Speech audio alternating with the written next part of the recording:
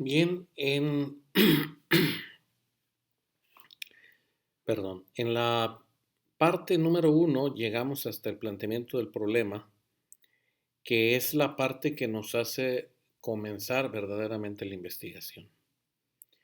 Si hablamos del método científico como la vía para poder echar a andar nuestra metodología, entonces tenemos que comenzar con el proceso de observación. ¿Qué nos dice el proceso de observación? Que todo lo que nosotros vemos, todo lo que podemos observar, de repente se puede complicar y convertirse en un problema. Y ahí es donde hay tema de investigación. Entonces, este planteamiento nos indica que si tenemos un tema de investigación y existen problemas que ameriten investigarse, entonces debemos nosotros de continuar si existen problemas que ameriten investigarse. Si no existen problemas que deban investigarse, entonces tenemos que buscar otro tema de investigación. Eso me recuerda pensar que nosotros estamos hablando, por ejemplo, del problema de la basura. Y entonces tú dices, bueno, en mi casa no pasa el camión de la basura, en mi casa no pasa el camión de la basura. Es el problema que yo veo. Bueno, a lo mejor el carro de la basura no pasa porque cuando pasa tú no estás. Pero entonces no es un problema de la sociedad, es un problema mío que tengo con el carro de la basura. Problema de que no hay medicamentos buenos en la farmacia de mi colonia. Bueno, quizás la farmacia de tu colonia sea una farmacia pequeña, una farmacia que va comenzando, y no es un problema en sí que afecte a la sociedad. Digo, no demerito el problema de que haya escasez de medicamentos, sino que señalo que no es un problema que amerite investigarse. O sea, el centro de lo que estamos viendo en este momento tiene que ver precisamente con el propósito de investigar. Y eso es lo que tenemos que observar cuando investigamos respecto del problema. ¿Amerita investigación? Si es un no, entonces hay que buscar otro tema de investigación. Si la respuesta es un sí, entonces hay que plantearnos de qué manera podemos expresarnos a manera de interrogativa el, si es un solo problema, o los problemas que están relacionados con el tema elegido. ¿Sí? Si nosotros decidimos, porque vemos que el problema tiene que ver con la situación de que no pasa el carro a la basura, que no pueden todos los vecinos tirar su basura porque pasa un mes y no pasa el carro de la basura, entonces yo tengo que empezar, ahora sí, a construir una idea de por qué no pasa el carro de la basura. Esa sería mi pregunta principal.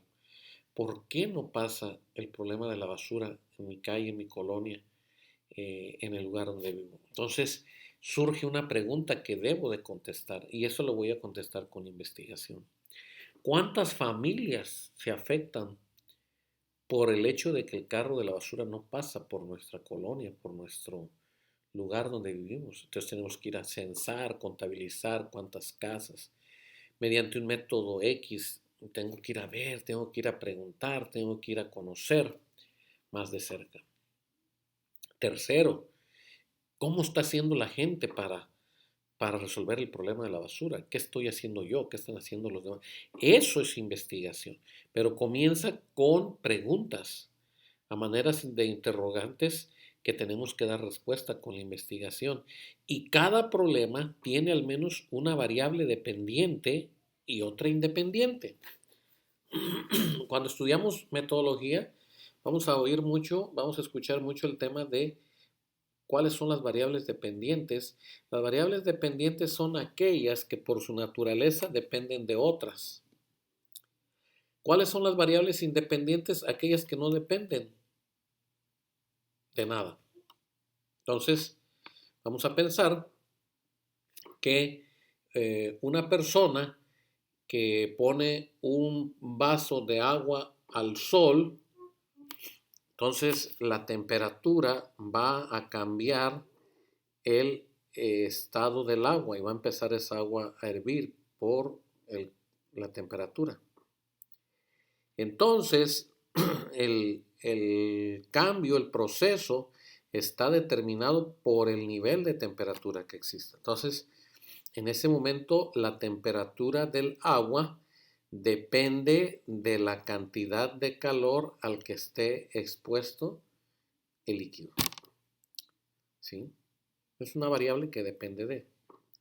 Otra variable que depende, por ejemplo, en un problema que estamos investigando, es todo aquel que se mueve a medida de que su origen se mueve.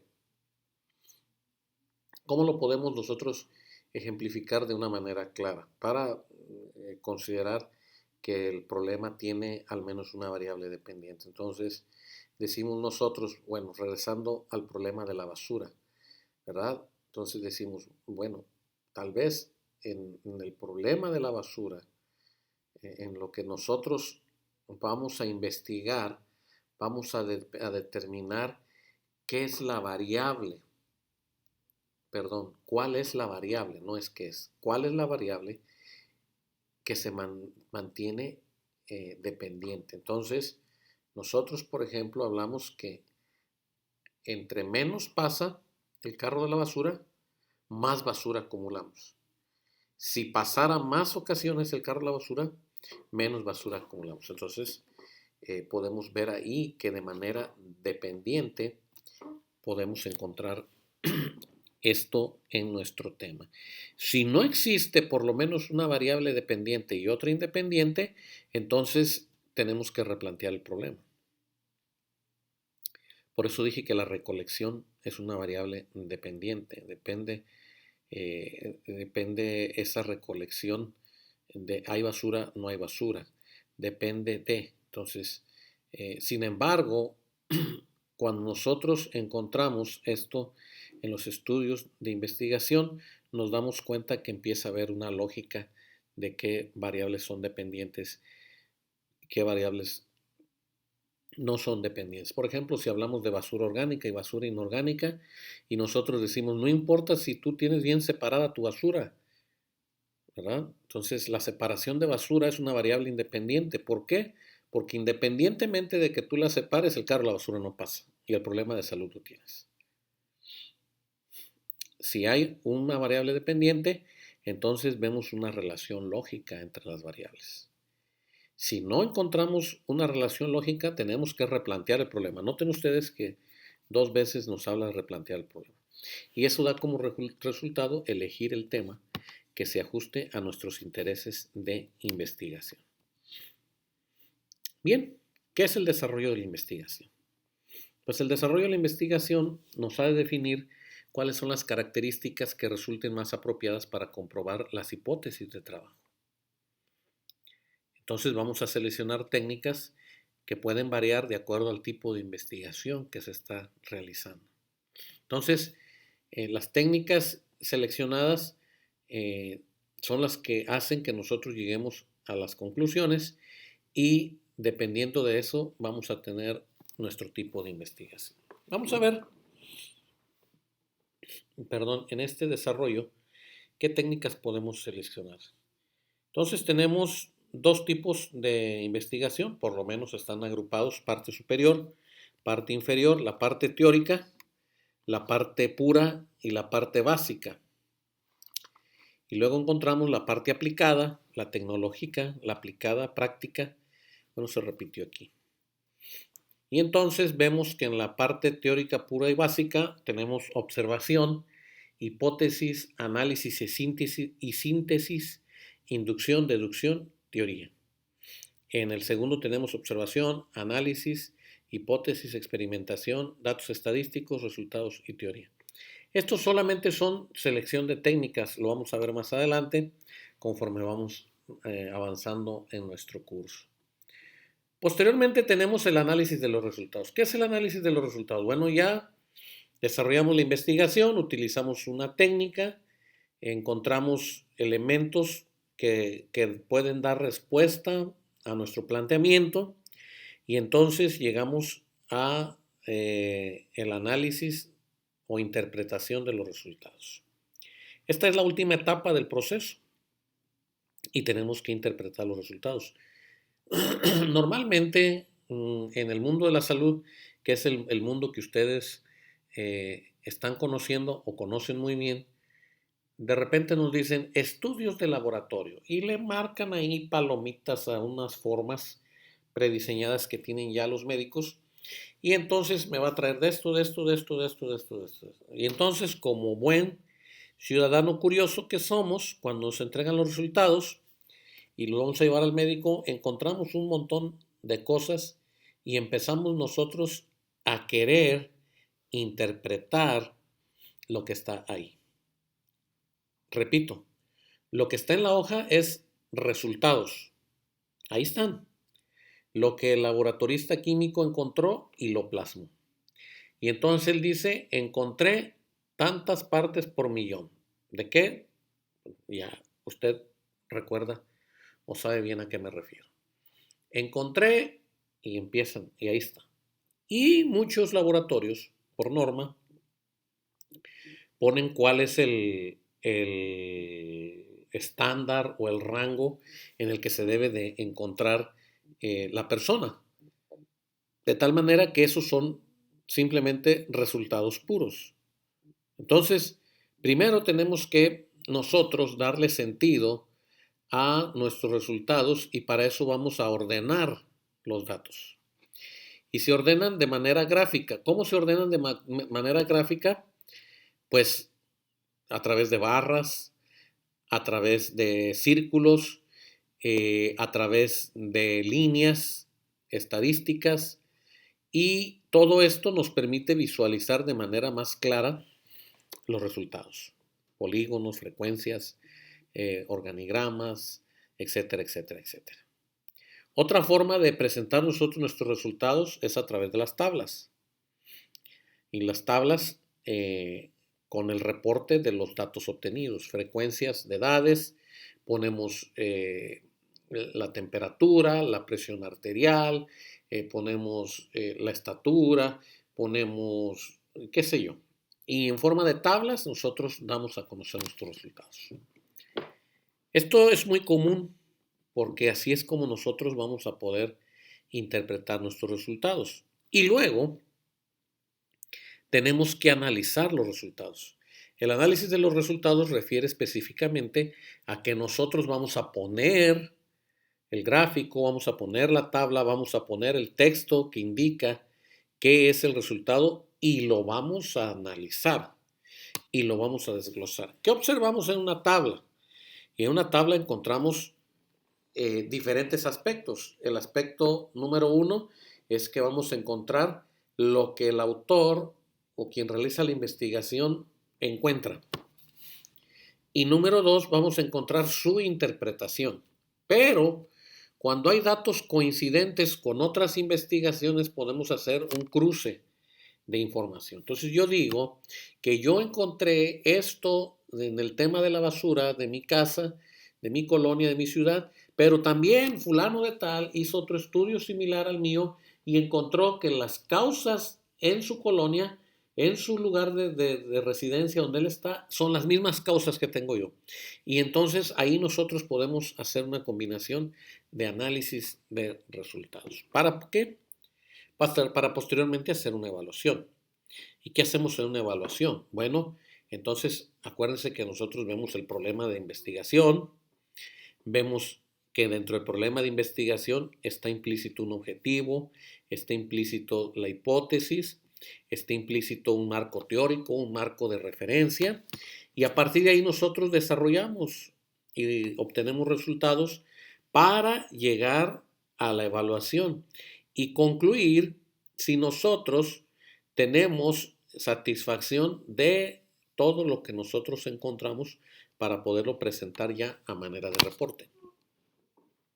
Entonces, tenemos la investigación y esto quiero que se lo graben porque Investigar es en el proceso, la metodología de la investigación tiene que ver con la forma en que hacemos ese proceso y la presentación de la investigación es otra cosa. La presentación de la investigación es un reporte como tal que tiene necesariamente que llevar un formato. El reporte de la investigación muchas veces es conforme nos lo pide la escuela, en este caso yo a ustedes, cuando les pido información o cómo van a presentar, cómo van a citar, cómo van a hacer portadas, cómo van a ponerle numeración a las páginas, el tamaño de los títulos, subtítulos. Esa es la forma del reporte, esa no es la investigación. Y el contexto no académico, pues es cuando son fines comerciales o libros que son de interés público en general. En ambos casos, el reporte de investigación se presenta, pero su formato, su naturaleza y extensión del reporte depende de si es académico o no es académico. Y aquí lo tenemos. El trabajo académico son tesis, tesinas, ensayos, monografías, libros, proyectos, anteproyectos, casos clínicos, etcétera, etcétera. ¿Sí? Y aquí es donde nosotros trabajamos, la gran parte de la investigación está aquí. Ustedes cuando lleguen a conocer mucho de este material, lo van a visualizar desde la parte académica, que es donde más se desarrolla investigación. Las mesas redondas, los simposiums, los congresos, los cursos, los seminarios, es donde se nutre y se dan a conocer todos los aspectos de investigación, los hallazgos encontrados, es ahí donde se plasma todo lo que nosotros encontramos. Y tenemos tres tipos de reporte: el inicial, que comienza con una propuesta, un anteproyecto y un proyecto. Posteriormente tenemos un reporte parcial, que es el avance del proyecto, avance técnico financiero, y el reporte final, el reporte técnico y financiero. Esto es una manera muy general de plasmarlo. Y de manera muy detallada encontramos el formato y el fondo. Entonces en el formato encontramos el tamaño, que es el tamaño de la hoja tamaño carta. La impresión puede ser láser, puede ser una imprenta. La extensión dicen algunos mínimo 80 cuartillas, máximo 150. Mínimo 40 cuartillas, máximo 60 cuartillas. ¿Cómo presentamos? Pues presentamos con portada, contraportada, y la redacción debe ser espaciado 1.5, márgenes 3 centímetros, 2.5 izquierda, 2.5 derecha, numeración parte superior, parte inferior. Eso es formato del reporte. Luego tenemos el fondo. El fondo ya es más concreto. El fondo tiene que ver con el orden. Y el orden es una portada, un índice, un resumen, un abstract en inglés, una introducción, el marco teórico, la descripción de la metodología, presentar los resultados, el análisis de los resultados, las conclusiones, las fuentes consultadas y anexos y apéndices. Esto es la forma en que nosotros presentamos, reportamos, entregamos nuestra investigación. Pero la forma de hacer investigación, esa es la metodología.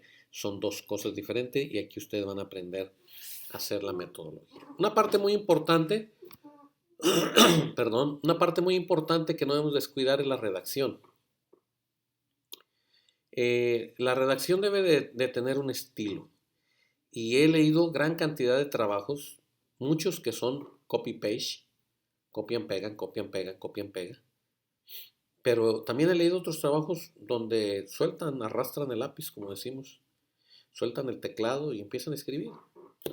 Y empiezan a decir, pues, estoy viendo esto, me encontré con esto, es interesante cómo el autor fulano de tal lo describe así, pero en la realidad veo, y hay algunos que le echan, cada quien tiene su estilo, su forma propia de redactar y de corregir, y lo más importante es que debe ser un lenguaje sencillo, un reporte muy preciso, muy conciso. Quiere decir que tenemos que ir punto por punto, y claro debe de ser que no debe de haber confusión.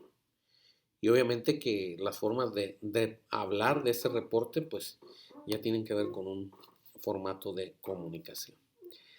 Entonces, ¿hasta dónde llegamos? Llegamos hasta aquí, donde cada uno de ustedes ha encontrado cuáles son las partes de la... Ahora voy a poner aquí mi video para verme con ustedes. Bien, hasta aquí que hemos encontrado entonces, hasta aquí hemos encontrado un formato en dos partes, uno que tiene que ver con el método científico, la metodología, y otro que tiene que ver con el reporte.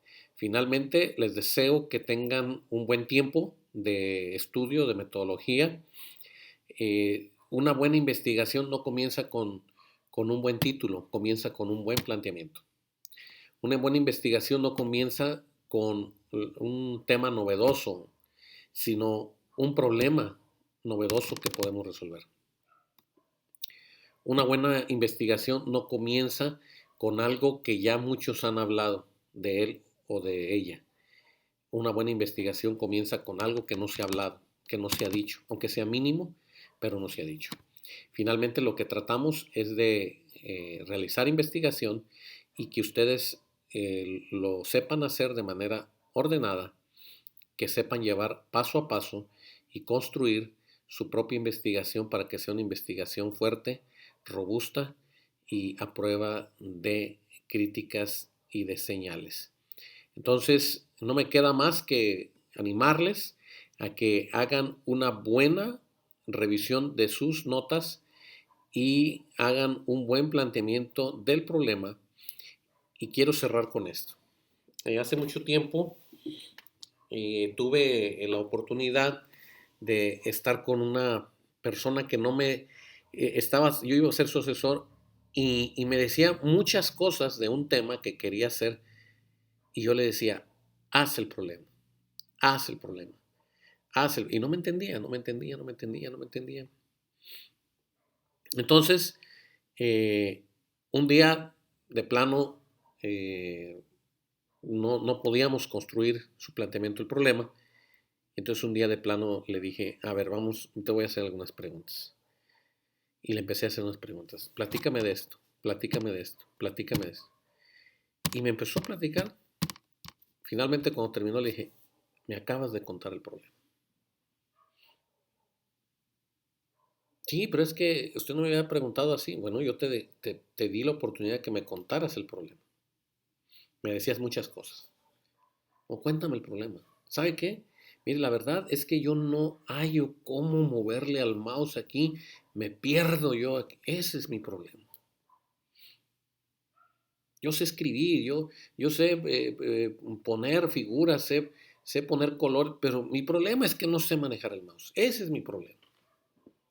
Entonces, como resultado de que no sé manejar el mouse, pues mis figuras me salen chuecas, mis textos me salen mal, tengo muchos problemas con mis gráficos, etcétera, etcétera. Pero ese es el resultado del problema. Mi problema real es que no sé manejar el mouse. Mi problema es que no sé leer. ¿Y por qué nosotros decimos, no, es que me hicieron falta lentes, estaba muy lejos, mucha oscuridad? No sé leer bien. Ese es mi problema. Cuando ustedes descubran en su investigación el verdadero sentido del problema, no van a tener problemas para realizar su investigación. Cuando ustedes estén tratando de justificar e inventar un problema donde no es problema, todos los problemas de la investigación les van a saltar. Así es que les invito a que se pongan a pensar. Hay una canción, no sé si es canción, o quizás lo escuché o lo soñé, pero hay un cantante que dice, el problema no es problema. Pero yo deseo que en metodología el problema sí sea un problema. Que tengan buen día. Hasta luego.